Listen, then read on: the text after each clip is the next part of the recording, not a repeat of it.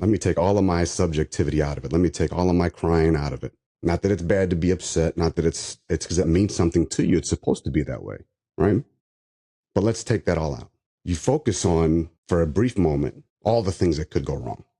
Hear me out, okay? Because before my dad passed 23 fucking years ago, one of the things that he left me with was always be prepared for the unexpected, right?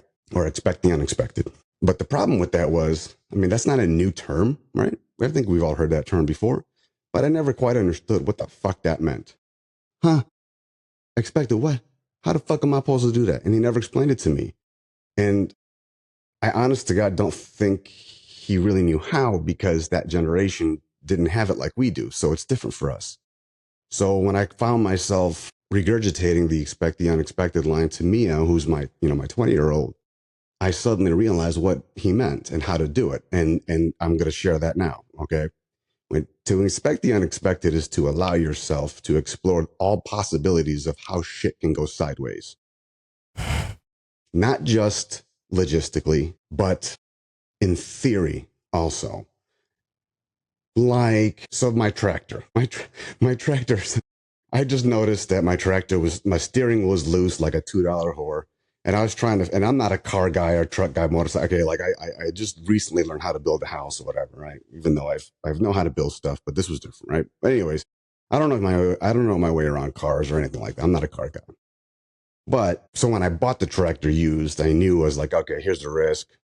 Expect the unexpected. There's a good chance that fucking, something gonna go wrong. And I don't mean a flat tire. I mean something mechanical, and I'm not gonna know how to fix the shit, right?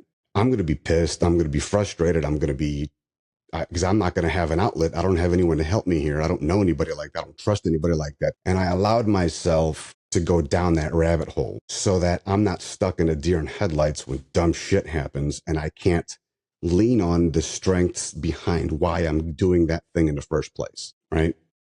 A while back, we had KWICKIE on as a podcast guest, and we were talking about awareness and readiness and things like that, and the whole analogy of, he feels like the stress of life and the flood in the room, and then she goes, well, how did you deal with it? And I said, I broke the valve that floods the room, and I learned how to swim, right? And when I think about the tractor, I was like, I got 10 things that could go wrong. I watched every video, read every manual, every tutorial that I could to be as prepared as possible, objectively. Then I cross-referenced that with my skill set and what I knew I could do. And then I dumped in those unexpected things like, well, how bad is it going to be heat-wise? Because Oklahoma doesn't seem to have any other season but summer. Even in winter, it's still summer. Like, I've never heard snow cry, but in the wintertime, it cries. It comes falling to the ground saying, fuck, man, I could have been on a tree somewhere. Fucking rich white people could be skiing on me. And instead, I'm going to turn into fucking water before I even hit the ground. You know what I'm saying? I'm going to be fucking evaporated and back to gas. Like, what the shit, right? My point is, shit like the weather, shit like the heat. How will it affect me? How will it make my mood feel? Those are the things that are unexpected, because there's also, remember I also said another podcast back that if there's a saying behind it, there's some truth to it too. Somebody's experienced it and has had enough intuition, right, to put a saying behind it, right?